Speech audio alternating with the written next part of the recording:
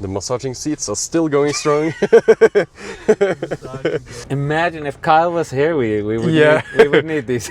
We have to talk about the Zeekr phone. So here is the Zeekr phone and what you can do. The benefit of driving a plug-in hybrid is that you can always auto-spec arrive at the charger because it will just stay at 4% forever, and we can go to any charger we want and get the optimal charging speed. Thank you to our sponsors for today's video, Ionna, InfyPower, and Eaton. Ionna, North America's premier charging network. With unmatched commitment to elevating the customer experience, Ionna is opening America's roads to all EVs, giving drivers the coverage they need, the reliability they deserve, and the amenities they crave. Also, InfyPower, the largest EV charger module provider with over 3 million power modules running reliably worldwide. Their latest G2 collection features ultra-high power density and efficiency for EV charging and energy storage integration. InfyPower, innovation for your power. And Eaton.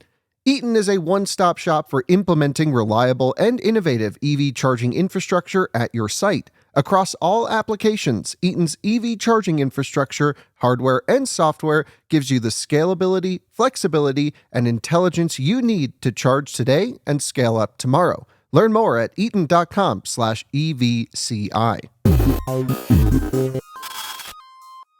Hello and welcome to AutoSpec and welcome to the Zeekr 9X. I am here in China and I actually got my Chinese driver's license to be able to drive this fantastic beast on the road. And in this video I'm going to go through the entire car, I'm going to drive the car, I'm going to check out everything with the 9X. There is so much to go through.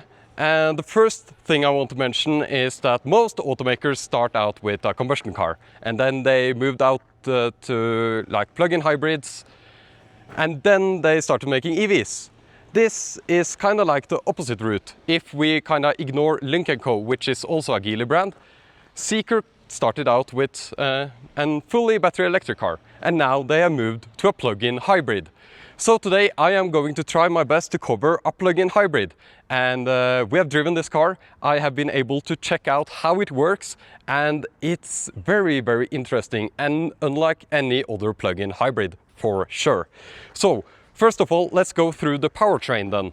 So again, I mentioned that we have a plug-in hybrid, so we have a 2-liter 4-cylinder motor for the, that's situated in the front and connected to the front wheels. This motor is very typical in plug-in hybrids, nothing unique there. What we also have is an electric motor in the front here, 290 kilowatts in the front, 205 kilowatts on the combustion engine that can work together to push this car. But in the rear, we have also an electric motor. We have a 370 kilowatt motor in the rear in this specific car. But if you're crazy, you can go for a dual 370 kilowatt motor in the rear. And that gives you a combined motor output of over 1,000 kilowatts. And here you can see a black 9X coming up, which is nice. And we were lucky and got the kind of silver glacier color. What would you call this color, Felix? Yeah, it's sort of a bluish silver metallic. Yeah, something like that, with the chrome grille here. And yeah, let's just go through the design because it's very, very interesting. Zeekr has a ton of different designs. They're kind of like, I like to describe them as European Chinese hybrid designs because they look a little bit different than the other Chinese cars on the road, but they look way different than the European ones as well. And we have like this crystal looking like running lights in the front, so it's similar to like a BMW i7 in that sense. I will input some clips of that where it's easier to see in the front. And we also have these crystal headlights stuff in the rear, which is interesting. And in the rear we of course have this giant light bar, and this is how it looks. In my opinion, it looks absolutely stunning. It's a good design for such a car. It's a large like tank of a car and it needs such a design, I think. So should we just go through starting from the rear maybe, and we will just open the car and you can see something interesting. So you have this dual door, which is super nice, super cool. You can of course sit on this one, and we have the third row up now, but let's just don't have like a huge enormous amount of space here like in other like typical electric cars. I assume we have like a good subwoofer or something there, which is interesting, and no frunk either, of course, because we have a motor in the front. Actually, I can just show you how it looks in the front because many people are interested in that. So we have automatic doors. I will show more of that later, of course. So we have a double pull and then it should go straight up, and you can see the beautiful frunk. That's not non-existent. And if you open this one, you will just see the engine, and I think the electric motor is situated a little bit down there. Yeah. So no frunk because it's a plug-in hybrid. Anyways, now the headlights are on, so now I can show the headlights a little bit, and you can see also the shutters here for cooling the engine, I assume. Electronically operated. I think the base model of this car is called Max. Does not have an electronic charge port. I think so. So we have 3 trim levels: the Max, the Ultra, and the Hyper. So there's no bad option here, obviously, judging from the names. And here we have the GBT ports, which is what we use in China. So we have AC, which is like the European Type 2 style, similar. And we have the DC charging here, and you can see that the AC part is what's covered, and that's of course because of the amount of DC charging available in China, even low-speed DC charging in parking garages. So we have 6C charging on the 70 kilowatt-hour battery. That would be in around 400-500 kilowatts. Absolutely insane, the fastest charging plug-in hybrid ever made, I assume. And if we take a look at the charge port here, it's a little bit finicky to open actually. So 6C charging. Insane to have 6C charging on a plug-in hybrid. I think it's unheard of.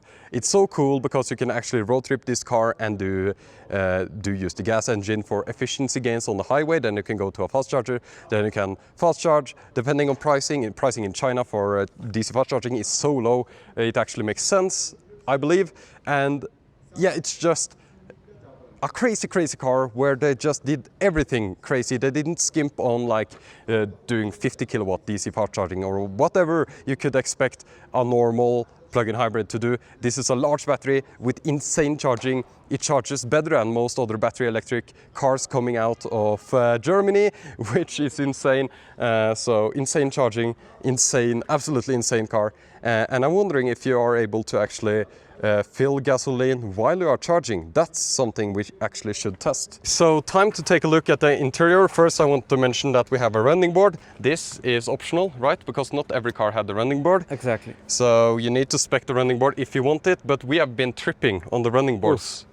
I'm not loving it.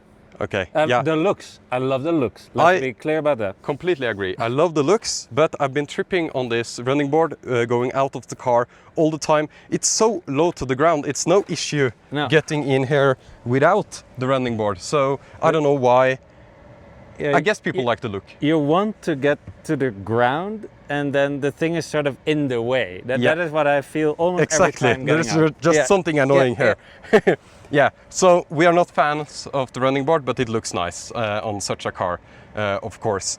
For the interior, I think we are both impressed. At least I like that we have this kind of Nappa leather material, suede, everything looks very nice. It's like edge to edge, so there is not like hard plastics and stuff on top of here. We have to mention that we should not expect that at the price point, which is around 80,000 euros. Yeah. Yeah. Is that the top spec?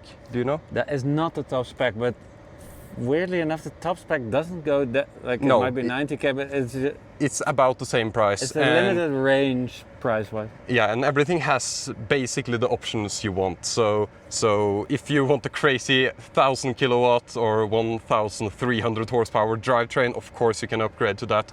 And the only thing you get there is like another motor in the rear there. So yeah, let's continue on the interior here. looks, feels nice. This leather material feels nice. It's kind of like a matte leather material, and it's to be expected.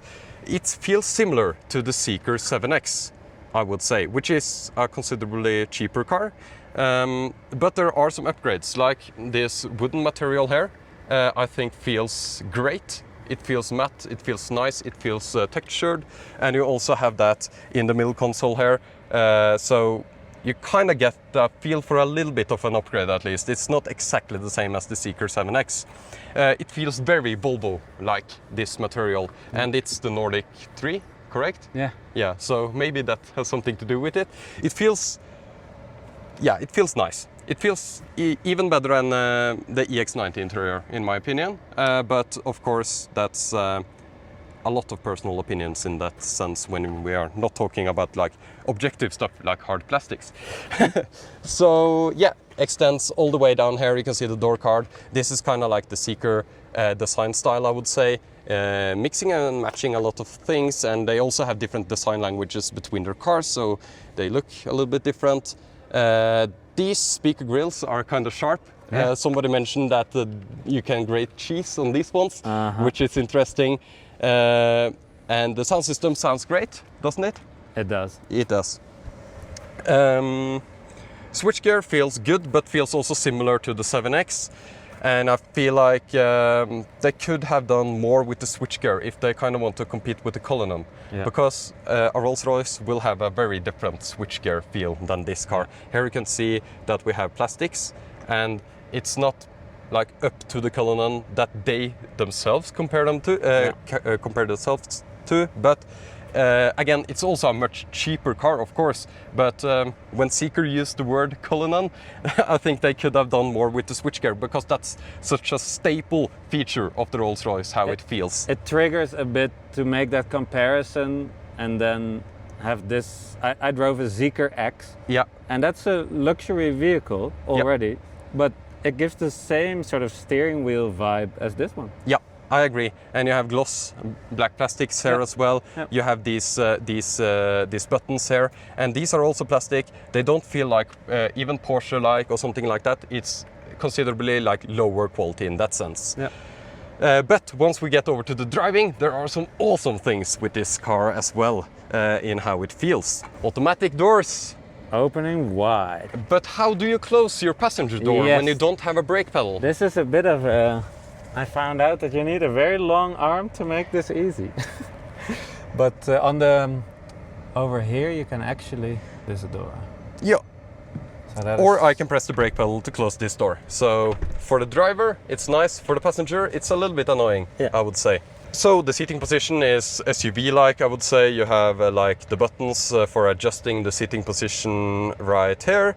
And I want to check out actually how far low you can go if you want to.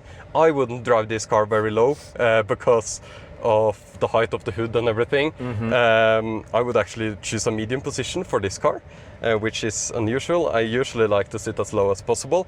But in this car I would choose a medium position. And the driving position is great. You can see the hood in a way you kind of want to see the hood, I think. It feels like a large car to drive, but it's not impossible to maneuver. I said that it has a pretty okay turning radius. Software-wise, we are not necessarily so happy about the software, right? No. No. It's a little bit laggy. I feel like this is actually fine, but like the map and stuff, it's. But it's also because they advertise we are dual Snapdragon, dual Tor. Of course, in a German car I wouldn't mind, but exactly. But when they have dual 8000 series Snapdragon processors and everything, I expect things to be fast. Yeah. But this just shows that if you can't do software optimization, you can't be fast. It doesn't work to brute force with chips. Yes, it works to brute force with a battery, but with chips, it doesn't work to brute force. No. Because if you have bad software optimization, everything will be laggy regardless. And it's not necessarily super bad, but we did have an issue where this screen crashed, yeah, and it doesn't feel like... It's probably better than the Germans, but because of the advertising, like you mentioned, it feels a little bit, I don't know. Yeah, it's just not as snappy as you want it to be. And the last time that I pressed this button, just nothing happened. And you can also see it just doesn't respond fast. Yeah, exactly. So yeah, you want things to be fast. Yeah. Aside from that, we have some buttons down here. I will go through the software very soon. But this one is customizable, and you also have a customizable button here, which is nice. And you have dual screens. Yeah. So this one is option with passenger screen. That's an option. You don't need that if you don't want to.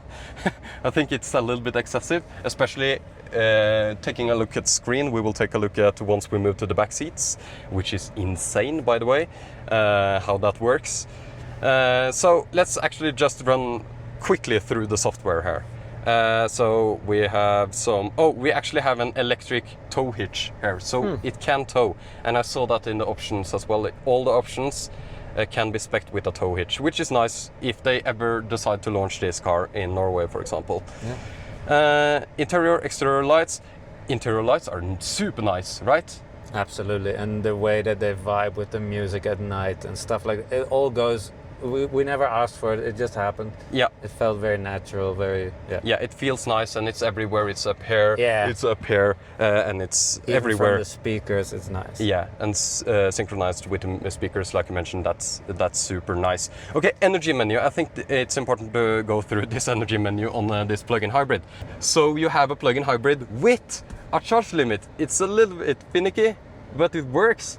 So you can have from 50 in 1% increments actually to 100%. So if you want to, you can have your plug-in hybrid at 50% to increase the battery longevity, which is usually actually might be a problem on plug-in hybrids, battery longevity, because they are cycled in such a way that doesn't really work.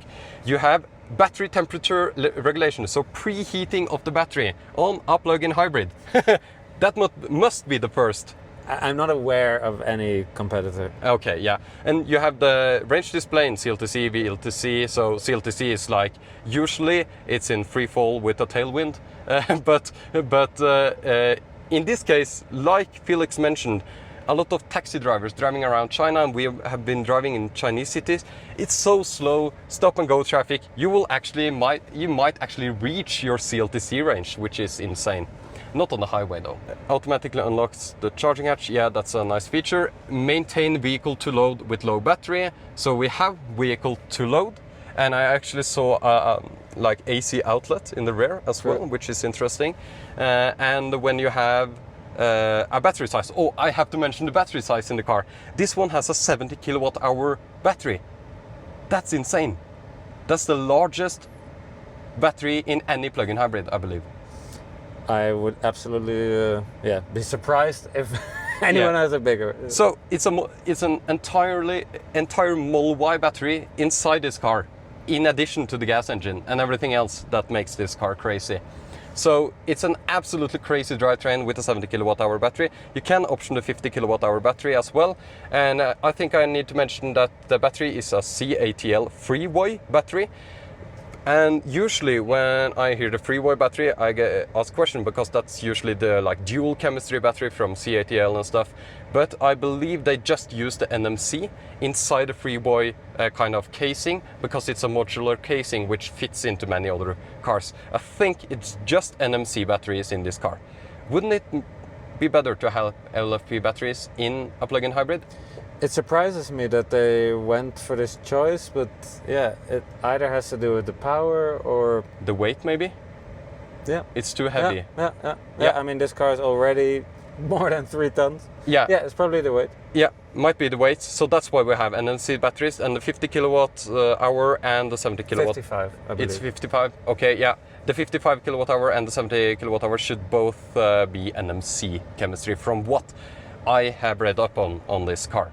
Something I also want to mention is that people will ask question, why isn't this an e-rev like the upcoming Scouts stuff in the US, and also a bunch of Chinese automakers are actually making e-revs now. And I don't know why, but I have a theory, and I think it's the power output, because if you you need an engine that's able to recharge the battery fast enough to have a decent amount of both battery available, but also the power available in the battery at the same time. And I think this like large, enormous vehicle which can be optioned at over 1,000 kilowatts of power, 1,300 horsepower in this car. I think that might not work for e-revs actually.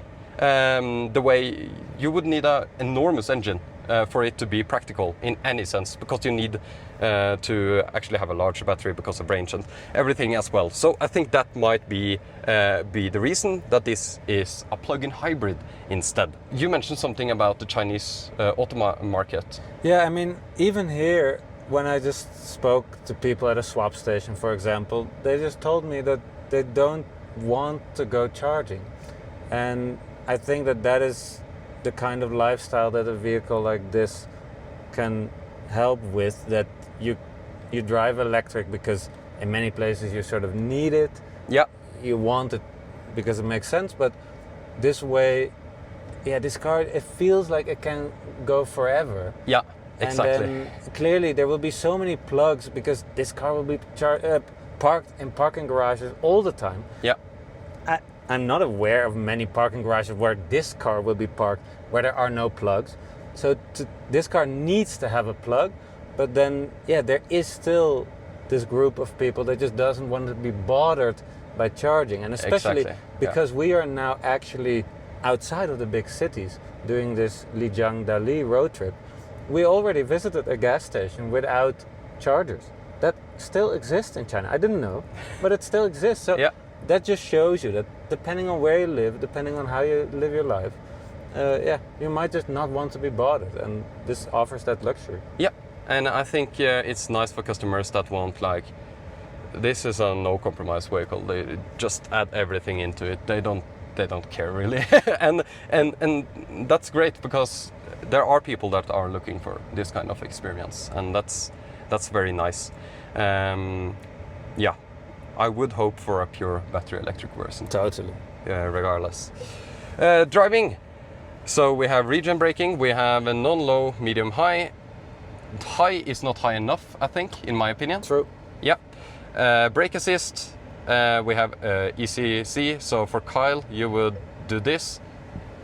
Right? Boom. There we go. And we have full-time four-wheel drive on.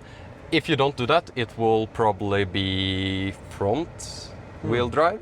Yeah. We have kick down on the pedal and one pedal driving, which I think is an okay tuning of the one pedal driving. Once we get to the driving, I will explain more about the one pedal driving feel. We have Zeekr AD, not impressed by the Zeekr AD even in China, actually. So we have been driving around with this one a little bit, and you will see more of that in the driving impressions. But basically, it feels kind of similar to the 7X driving experience, like ADAS system in Europe, and it's okay, but it's not amazing. I expected to be blown away, but because we were at this kind of press conference when they talked about the H7 and the H9, which are the two systems that they have available for the cars. This one is equipped with the H7, and I think all the press cars are equipped with that. Yeah. The H9 is the top system and should be able to do stuff better, but they like have asterisks on everything and says OTAs and everything, so it's difficult to know actually how good the system will be once it's finished. China is very strict on advertising ADAS systems now because of the big crash earlier this year, and the thing is that I'm a bit, it is sort of, we didn't get the full sensor suite, so this car does not have all the options that are offered when you buy the most crazy version. Exactly. So that is a bit, that would probably, that could have changed our experience, I hope. Yeah, I think so. I totally agree, and I wish we got to test more advanced systems and stuff, but it seems fine for holding on the highway. It did brake in the corners though. That's very annoying. Yeah. I wonder if you can turn off NCP and just have lane centering control. Maybe that works better, because this one... makes sense. Yeah, it has like a big disclaimer when you Yeah. activate this Huge. NCP, which is the more automated system. Automatic. It says automatic lane changing and stuff. I think that's, yeah, that worked actually. The automatic Yeah. lane changes. Yeah. We have Eva, the I hope I don't trigger it, but the AI assistant, and it seems to work nice in Chinese. Yeah. We don't know about the English, but it doesn't support that yet.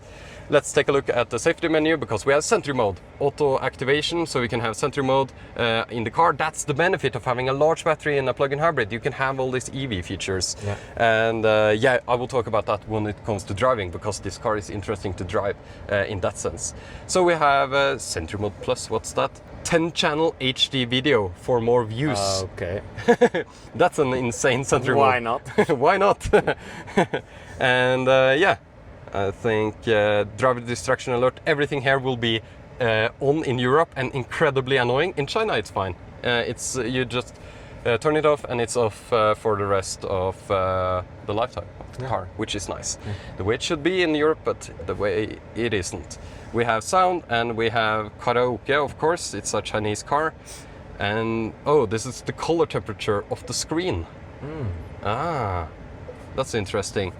Different font sizes, auto screen off, that's fine. Nothing connect, and general settings. Seems like a pretty normal thing. I find this menu a little bit finicky, because we have this menu, then you have the navigation menu, and then you have, I think, you can have both at the same time, right? Oh, yeah. Yeah, you're right. Yeah. Where's the split screen? Oh, you have to open it here. There we go. You have the split screen. And in addition to these, you kind of have like the settings menu, and then it opens there instead of everywhere else. Oh, we need to go through the energy modes. Perfect.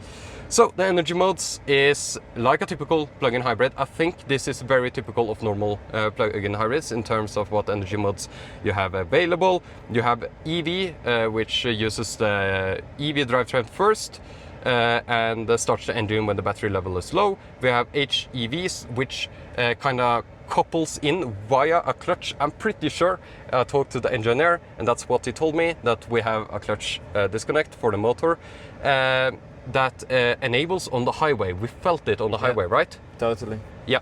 So when driving on the highway and you are not on adaptive cruise or anything, and I feel like I maintain speed, but it's still kind of. Yeah. It wasn't too annoying, but I felt it. So it's more annoying than an EV, but I think it's much better than many other cars, kind of clutch disconnect. Yeah. Even if we are talking about a pure battery electric car that disconnects the front or the rear, I think this is less noticeable still, but you can kind of feel it when you are on the highway. It's subtle, but it's there. Yeah. So HEV optimizes fuel efficiency with navigation, which is super interesting. So it kind of uses the motor and everything to kind of optimize the car to arrive, I guess, at a low state of charge, so that you can charge while you are at your destination. It uses the engine at higher speed to gain more like drivetrain efficiency for the EV part. And yeah, I think HEV is the mode that everyone will use all the time in this car. ICE EV, so you can have battery maintaining, you can have maintain the battery level of the car. This is typical of plug-in hybrids. And you have forced EV mode, so you can drive in forced EV mode, and yeah, then you will run until, I'll actually see what this says. Starts the energy to generate only when the battery level is extremely low. Yeah. So that's a forced EV mode if you want to drive in forced EV mode. That's also typical of the ability. You have the ability to EV only on most plug-in hybrids, to be honest. You have all these drive modes. Talk a little bit more about that when driving, I think. But the off-road control, we did go off-road in this car. Absolutely insane. Very, very cool that they took us on this course. We will talk more about that. But we have comfort, eco, sport, basically, individual, and there you can do the steering and drive exactly as you would like it. I think I would have the driving sport, steering in comfort for long road trips. That would be my preference. But And the pedal tuning is good enough for sport mode, I think. Some cars it's a little bit annoying. In the Zeekr 7X it was actually a little bit annoying in sport mode. A little bit annoying. Yeah, and the one thing that, just generally trying Chinese vehicles, you do notice that most of them give you all the power only in a sports mode. Yeah. But then also the pedal response is in a way that you might not want it every day. Yeah. But you want the ability to overtake at speed and stuff like that. So I'm always a bit like, just give me the full power if I want to. Yeah, I totally agree with that. Let's see here. Was there anything more? We had an option for like charging the battery. Yeah. Power generation. Yeah. Here we go. Parking, power generation. Shift the P, and you can charge the battery via the combustion engine, so it can go on and charge the battery. We heard it's maximum 145 kilowatts, so from the engine to charge the battery, which seems fine. It seems like a lot compared to other plug-in hybrids. And you can just idle your plug-in hybrid and be at full battery, ready to drive in electric, because this car is best driven in electric, like any car, to be honest. But then you can, while you are at your cafe, you can park outside and idle the engine, and you can hear it. Yeah. Oh, you can even choose high and low level. Wow. Oh, you can do high power if you want to. So you can do high power DC fast charging, 145 kilowatts from the engine while we are standing here. That's insane. Yeah. That's insane. Okay, so it's a 3-row SUV, and you of course have automatic doors in the rear as well. And look at this opening. Yeah, 90 degrees opening, insane. And you have the running board here still, and then the seat automatically moves in the front, and I'll be able to enter pretty easily. And I think I can just move it. I don't need to. I'll move it back just to see how much space we have. Yeah. So I'm 176, I'm 5'9", and let's see once the seat moves back. Plenty of space here, I would say, for my size. Maybe you, Felix. I'll take the camera.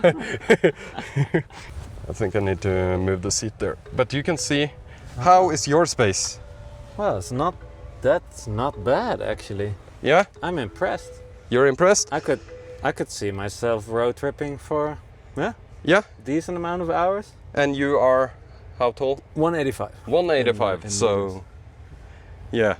Yeah, a good third row, and it's easily accessible via this like automatic feature here. For the third row, I think what's important to note back here, we have adjustments for the rear seats. Oh wow! The sunshade, because you have your own sunshade in the rear. That's insane. Yeah. Actually. Do we have any chargers in the rear here? Here they have plugged in USB-C. Yeah, and it's 27 watts, which is fine, I guess. Yeah. And you have these. Yeah. And you have speakers. And you have this suede the entire way. We have some hard plastics here, but that's kind of to be expected. Yeah. I would say nothing to complain about. Yeah. Okay, here comes the movie screen. And you can move it. It's absolutely crazy. You can move it all the way to the front there for the second row passengers, and you can also move it where we are sitting now in the third row, right? I'll try, yeah. Yeah. There we go. Nice. So if you want movies for the third row passengers, you just do this, and you have a 16-inch, 17-inch Yeah, I'm not sure. OLED screen here, so you can watch all your movies. And you have the remote control to control everything. And you have 2 remote controls, because if you are in the second row, you can, of course, also... The remote actually feels so good. Yes. It's crazy. It's really this metallic, it's not lightweight at all. Wow. It has like knurled aluminium, like on the touch points. It feels so good, I agree. It feels so great. Very premium. So we have 2 remotes, of course. Yeah. So you can, watch any movie you want. And now it's pretty sunny outside, and of course the sunshade is closed there, but I think the OLED screen is bright enough, and they talked about actually using dual OLED. I think they mean tandem OLED, the same as the iPad, to get better brightness. Probably. Yeah. Anyway, this screen is super nice, and it's a touch screen as well. So when, not if, you lose the remote, you have the ability to just use the touch screen. Okay, let's check out the second row because it's even better. Yeah. Again, of course, the automatic doors. We can close them. And now the screen is there, which is a bit awkward, right? Yes. When it's placed for the third row. Next to your head. Yeah. In what situation would you just have people in the third row and none in the second row? Yeah, I don't think... these are the best seats in this vehicle that we are sitting in right now. So I don't think that makes... Yeah, I mean, when there's adults here, which makes sense, and kids in the back, then this setup does make sense. I totally agree. And I think a typical road tripping Chinese family might be the mother and father, grandfather, and grandmother, and then the kids in the rear. Absolutely. I think that might be a normal setup. Totally. Yeah. So we can move the screen with this one. And now we can watch the screen. Oh yes. Which is nice. And these seats are insane. They have zero gravity. Do you want to enable zero gravity? I'm gonna enable zero gravity. Do you like zero gravity? I am too tall for this seat, so you will see that my shoes, they will struggle a bit. But other than that, these seats are absolutely, the highest level of comfort. It's insane. It's so cool. I'm not sure if I like the zero gravity feel, especially when driving. And it doesn't feel that safe, to be honest. Yeah, I'm not convinced that this is the way to drive. No. Even though it's amazing but I do feel that the car in China is I see, when I walk around in China, I just see people napping in their car. This is a thing. Yeah. And so then this makes total sense. Yeah, I totally agree. And you can do the same with the seat that you have here. And then the seat will go all the way to the steering wheel there. So yeah, let's hope we have no driver in the car when doing that. Yeah, so that's zero gravity. What other features does this seats have? They have memory, 2 memory slots. They have ventilation, they have cooling, they have massaging programs. And you have, let's see, 1, 2, 3, 4, 5, 6, 7, 8 massaging programs on the button here. Yeah. Of course you have the programs on the screen as well, but having the massaging button, that's something we actually liked, right? I mean, the thing is that in the Volvo I was just struggling to just turn on my massage, and here it's just so nice that you can sit down, you start it up, you can have your heated and cooled ventilated seat at the same time. Yeah, it's like amazing. That is luxury, and they just feel great. And the massage is actually just so, you really feel all these pressure points. It's really good, yeah. It's extremely good. I've had a lot of Chinese massage seats already, but even in that category of the upper scale Chinese massage seat, this is really, really good. I totally agree. Really great massaging on and it's on 4 seats in this car. You have it on the driver, the passenger, and these 2 seats. And of course, these 2 seats are the best seats. And it's much better than the 7X massaging. Oh, yeah. So, no comparison. Yeah. So that's very, very cool. And I love sitting in the rear seat of this car. Vents here with a button to kind of stop the airflow if you don't want that. And this is kind of like a little weird solution, but it works. Yeah, the sort of the manual stop of that. I do love that you don't have to ask anybody to do something, not even the AI. Just that button is the fastest in your life, and you're annoyed by the ventilation? Yeah. Turn it off. You don't need to ask your driver. While you're thinking it's already off. Yeah, and perfectly. that is the amazingness of a button. You know, I don't love buttons per se in many locations, but this is perfect. This is perfect, and I also like the massaging selector on the. Yeah, it's very nice. Very good. And it feels feel. good. Yeah. We have to talk about the Zeekr phone. So here is the Zeekr phone, and what you can do is you can detach, and you can just bring it home. There we go. Nobody will know that the Zeekr phone is gone. But on a more serious note, it's actually the way you can control everything from a screen. So let's put it the right way here.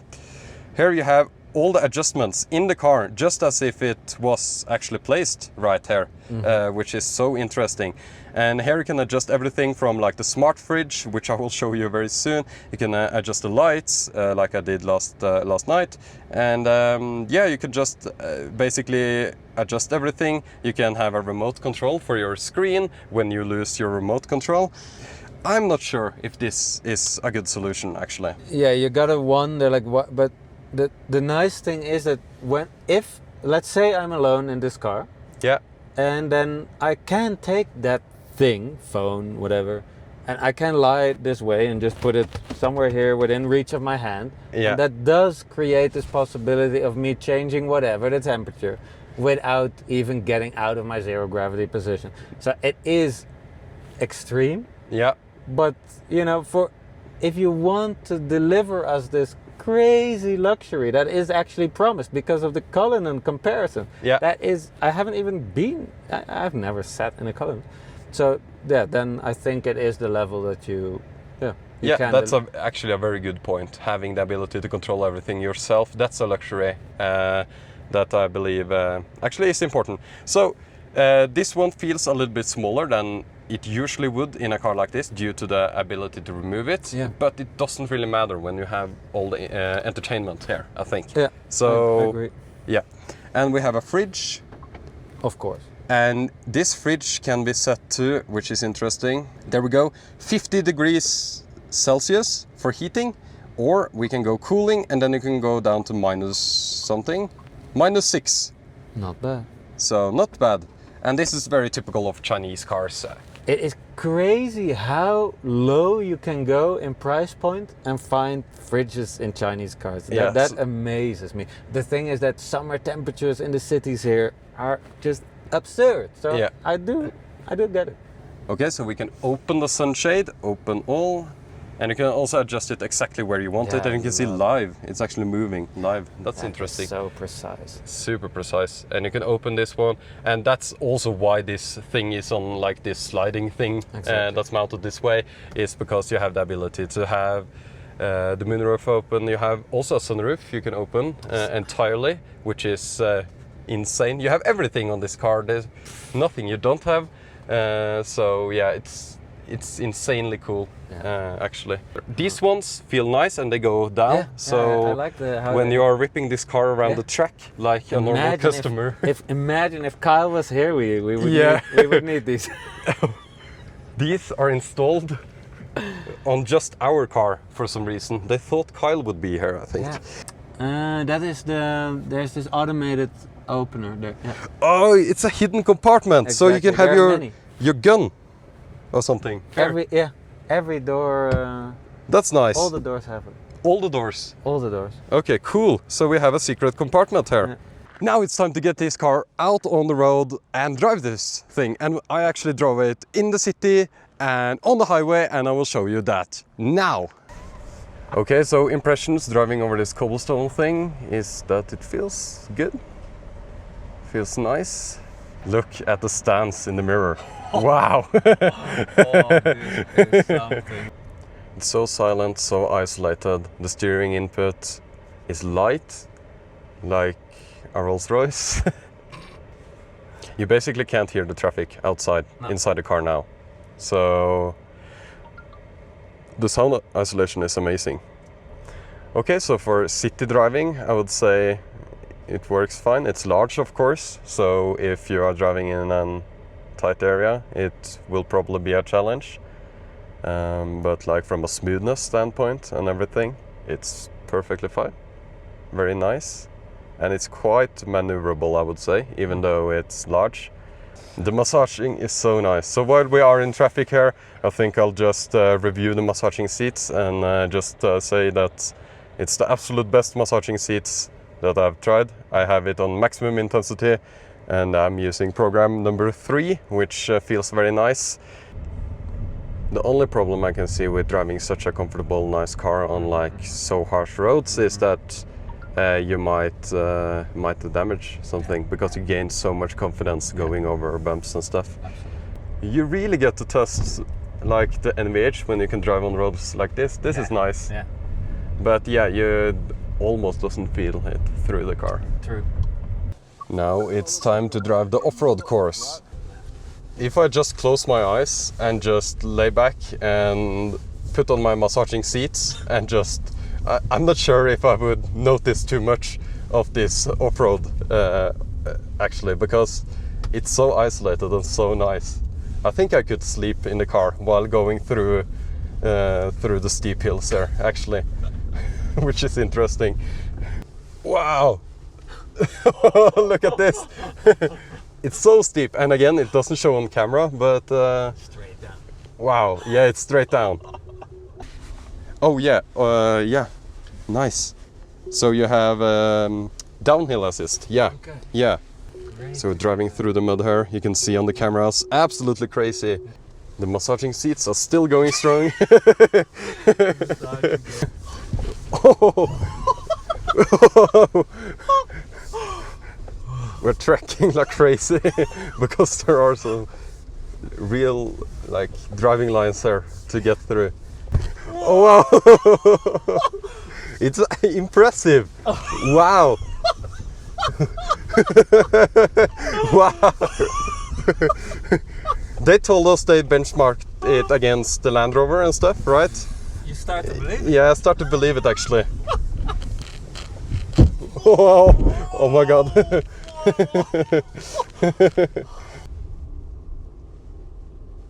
Here you can see the cars after the off-road experience, and here you can see the mud tires. So these are very nice when digging through mud, which is exactly what we kind of did on the off-road track. It felt like a real off-road experience, I would say.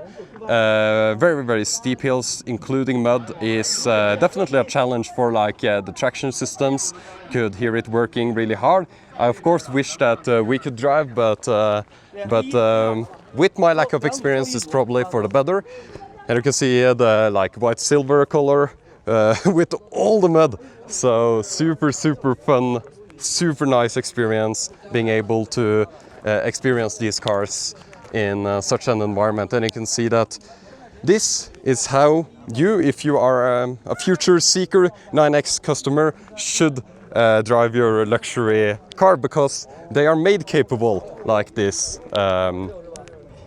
It's time to go. We are in the HEV mode and I have enabled one-pedal driving and strong regen. So I just want to put the car into drive, and then I want to slowly press the accelerator.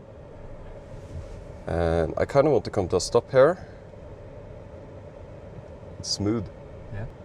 A little bit of a rocking, but we are also like climbing slightly, so feels nice. I think this is the correct way to drive this car. The off-road track. Yeah, we're gonna go left. Sorry, we will take the off-road track. And I think it's fine. I think it wouldn't do too well on the street tires on the off-road track, to be honest. It feels nice. Feels nice on the curvy roads. And yeah, honestly very easy to drive. Easy to drive. Like some plug-in hybrids can be a little bit like cumbersome to get going and get a feel for the pedals and how the engine works, and also just getting started. This one is just so easy. It's like the perfect EV style of driving so far. And yeah, it's like getting into a Tesla. You just jump in, press the brake pedal, put it into gear, and yeah, it just feels great. But yeah, you can just steer the entire car very, very easily. Now we are driving on the Chinese highway here, and we get to experience the NVH at around 120 kilometers per hour, which is the speed limit. And it's great. It's fantastic. It's such a nice road tripping car. And of course we have been driving in HEV mode the whole way. And that way it uses navigation to optimize like the battery charge versus the gas engine. And we haven't heard the gas engine at all. And we are now at 29% state of charge on the battery. We have an estimated 807 kilometers on gasoline range and combined CLTC of 909 kilometers. And It seems pretty good, to be honest, from like driving on the highway and the usage and the consumption and stuff. And yeah, NVH is just amazing. The steering is amazing. The like autopilot stuff or the driver assistance system is a little bit finicky, I would say. We are equipped with the H7 system, and it feels very similar to my experience with the Zeekr 7X in Europe. Actually, it feels very, very similar. So we don't have the top driver assistance system on this car. I've been using it on and off, but honestly, this car is very nice to drive manually as well, because the steering wheel is so light, and it's nice to just feel the inputs and see how the car drives. We're at 3% state of charge. Forced EV mode, but for how long? We have no charging plan. Okay, so 3% and then the percentage just disappeared. Boom. So we have 0. So we are at 4% state of charge, and we are preconditioning to this charger that we will check out. The dash crashed again, and of course it initiated the lane change automatically, right? Because it wanted to pass this car. That's how I noticed that suddenly my dash. That's very interesting. The benefit of driving a plug-in hybrid is that you can always auto-spec arrive at the charger because it will just stay at 4% forever, and we can go to any charger we want and get the optimal charging speed. Oh, so the car took the exit automatically. We just navigated to this charger. Since this is a plug-in hybrid that you can actually stop and charge and benefit from it, we convinced the Zeekr guys to stop and charge at this charger. This car can charge at 6C, that means 6 times its battery capacity. This is just a slow charger that we wanted to test for the fun of it. It's not maxing out the battery at all. I think the others might be a little bit confused on why me and Felix want to charge this car, especially as like just a mediocre kind of charging spot here. Yes, we are now charging at over 100 amps. Imagine the amount of power. Oh, 200 amps! 200 amps! Yes. Fantastic. We're at 200 What does that amps. mean for kilowatts now? Yes, exactly. We're at 135 from this machine from the middle of nowhere. Yeah, we get way more power from this machine than anyone else, because we have a very high voltage battery pack, and for a plug-in hybrid the battery pack voltage is just unmatched. Insane. Exactly. Yeah. And the machine is not maxing out yet, so I wonder. So after DC fast charging on this, of course, limited charger, which is important to note, we have more power back. I got to drive the first stretch of the day. Later in the day, when we had less battery left, Felix was driving, and he gave me the impression that the engine worked harder, and it got a little bit annoying actually. We had this luxury experience at the beginning of the day, and when the gasoline engine kicks in to charge the battery, it's actually a little bit annoying, and it takes a little bit away from the experience. It is also important to note that this is the absolute best plug-in hybrid or hybrid I have ever driven, so it's just the compromise of it being a plug-in hybrid. I believe the ultimate luxury driving feel is pure electric. Now, if you make this car battery electric, you need an enormous battery. It will be, of course, more expensive, but also it wouldn't reach the total combined range that the gasoline engine and battery have together here. The fact that you can start this car by just pressing the brake pedal, there is no start button, should really tell you everything you need to know about this car. It is engineered to be an electric car first. And it's amazing at that. The electric stuff is very, very good. The stuff that's annoying is, of course, the clutch connect on the highway that I and Felix noticed when driving. It is also the sound of the gas engine. It is very silent. It is super isolated from the car. The engine itself is isolated, and the car is isolated. But you still notice it because you're used to driving this car in a EV mode. So I think this crazy vehicle is super, super cool. It has some compromises, but I'm not sure if these compromises are able to be solved in this type of car. There is some differences between this one and driving an EV. The one pedal tuning is just okay, but it has nothing to do with the drivetrain really. It's just a Zeekr thing. In general, it feels great to drive this car. It will feel better than most other plug-in hybrids because of Zeekr's EV first approach. Like just starting the car, it's on the brake pedal and into gear. There is no stupid start button. That's something I really like about this car. And this is a plug-in hybrid without start button. Insane. So driving was great. A little bit disappointed about the ADAS after the presentation that they had, but it's something that of course can come in the future. We don't know, but I'm just reviewing the car as it is right now. It is fast, it is crazy, it's just insane implementation, and I think even if people don't like plug-in hybrids, I think they can appreciate the craziness of this car. At least I do appreciate the craziness of this car.